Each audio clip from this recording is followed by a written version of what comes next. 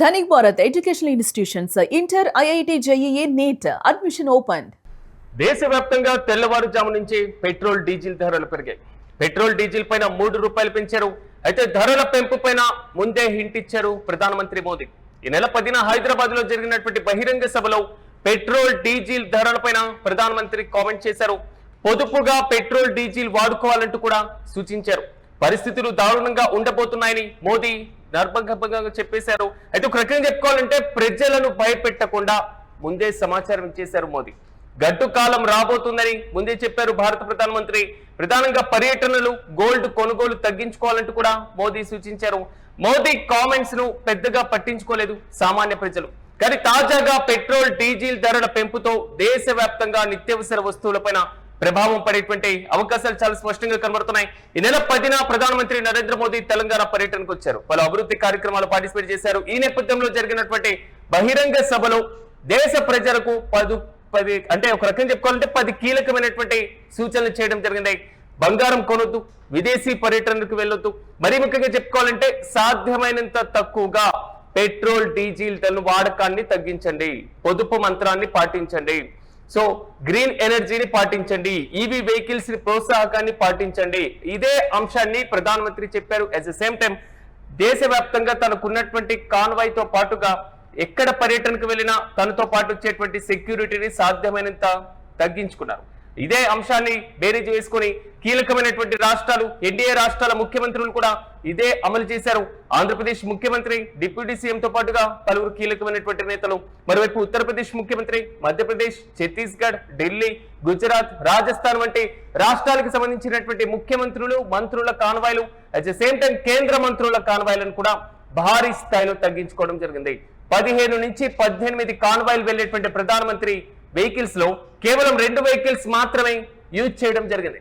ఇంధన పొదుపును పాటించండి అని ఆయన చేసినటువంటి కామెంట్స్ దేశవ్యాప్తంగా కూడా చర్చనీయాంశంగా మారాయి.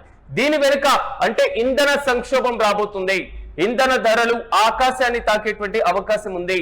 ఇది ప్రధానమంత్రి ముందే హింట్ ఇచ్చినటువంటి అంశం. ఒకసారి ప్రైమ్ మినిస్టర్ తెలంగాణ పర్యటనకు సంబంధించి వచ్చినప్పుడు అదేమన్నారో ఓసారి విందాం. जोर देना होगा क्योंकि दुनिया में पेट्रोल डीजल इतना ज्यादा महंगा हो गया है, पहले से कई गुना ज्यादा कीमतें बढ़ गई है.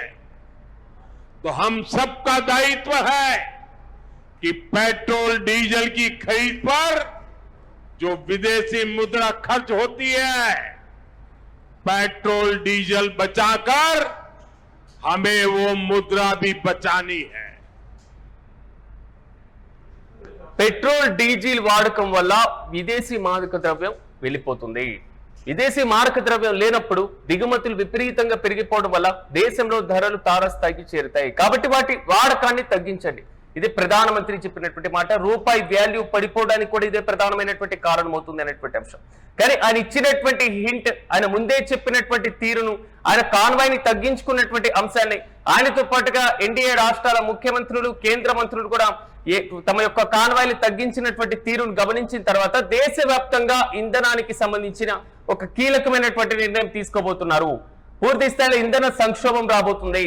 ఇంధన వాడకం మీద కేంద్ర ప్రభుత్వం తగిన పరిమితులు కూడా విధించేటువంటి అవకాశాలు కూడా లేకపోలేదు అనేటువంటి వాదన.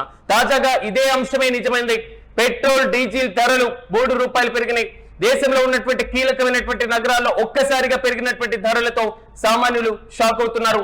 పొదుపుగా పెట్రోల్ డీజిల్ వాడుకోవాలంటూ ఆయన చేసినటువంటి సూచన ఏదైతే ఉందో, దీంతో పాటుగా ఆయన చెప్పినటువంటి 10 పాయింట్లలో కూడా పెట్రోల్ డీజిల్ తో ముడిపడి ఉన్నటువంటి అంశాలే చాలా స్పష్టంగా ఉన్నాయి. పెట్రోల్ డీజిల్ వాడకాన్ని తగ్గించండి, ఈవీ వెహికల్స్ ని పెంచుకోండి, ఈవీ వాహనాల వాడకానికి ప్రోత్సహించండి అనేటువంటి సూచన ప్రధానమంత్రి చేశారు. At the same time petrol diesel ధరలపైన ప్రభావం కనిపిస్తుంది. 2 కాన్వాయ్లను తగ్గించుకోండి, వర్క్ ఫ్రం హోమ్ ను అమలు చేయండి, ఇంటి నుంచి ఆన్లైన్ ద్వారానే మీటింగ్లు పెట్టుకోండి అన్నారు. రోడ్ల పైన వెళ్లేటువంటి వాహనాల్లో పెట్రోల్ డీజిల్ ఎఫెక్ట్ పడుతుంది అనేటువంటి అంశాన్ని ప్రధానమంత్రి ముందే చెప్పేశారు. సో రూపాయి మారక ధర అంటే దాదాపు పడిపోతుంది. డాలర్ తో పోల్చినప్పుడు ద్రవ్యోల్బణం విపరీతంగా పెరిగిపోతుంది.